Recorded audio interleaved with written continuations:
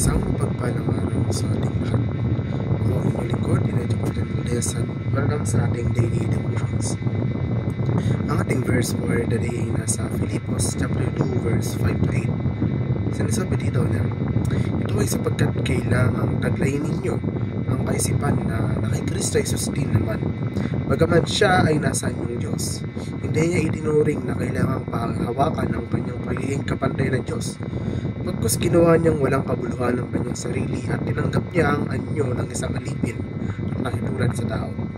Yamang siya ay nasumpungan sa anyong tao. Siya ay nagpakumbaba at naging masunurin hanggang sa kamatayan, maging sa kamatayan sa krus. Inalis ni Jesus ang kanyang sarili. Ito ay tumutukoy sa Kristyanong teologikong konsepto ng kenosis, kung saan si Jesus, laganap na Diyos, ay kusang bumitiw sa ilang aspeto ng kanyang banal na kalikasan ng magkatawang tao bilang isang tao. Iminumungkahi na emptying bilang karagdagan sa halip na pagbabukas na pagpapaalam o pag-alis ng isang bagay sa iyong buhay, maaaring likha ng buwang para sa mga bago at positibong bagay na makapasok na magre-resulta sa isang pagtaas o pagpapayaman.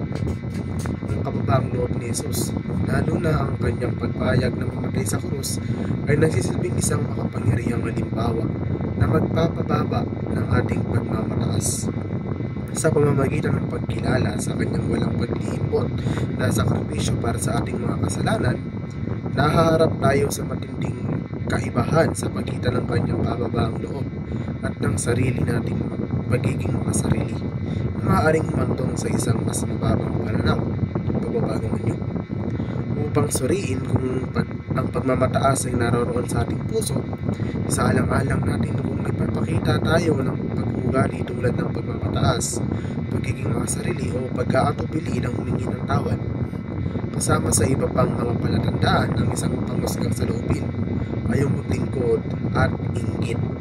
Ang pagmamataas ay maaari ding magpakita ng banayad tulad ng labis na pagmamalasakit sa itsura, pagtatanggol o paghahanap ng pansin ng mga gawain. Upang labanan ng pagmamataas at linangin ng papakumbaan, hinihikayat ng mga Kristiyano na tularan ang pagiging di makasarili o pagsunod ni Jesucristo, na kinikilala ang kanilang pag-asa sa Diyos at nakatuon sa paglilingkod sa iba. Kabilang dito ang aktibong pagsasagawa ng pagpapakumbaba sa pang-araw-araw na buhay, paghahanap ng patnubay ng Diyos sa pamamagitan ng panalangin at pagkilala sa mga di kasakdalan at pangangailangan ng isang tao para sa biyaya. Ang pagpapakita ng pag-iisip at kababaang loob ni Kristo na mahulugan ng pag-ampon ng isang pamumuhay na nailalarawan sa pamamagitan ng walang pag-iimpot na paglilingkod, pagmamahal at pagsunod sa kalooban ng Diyos, na sinasalamin ang sariling mga kilos at saloobin ni Kristo sa panahon ng kanyang ministeryo sa lupa.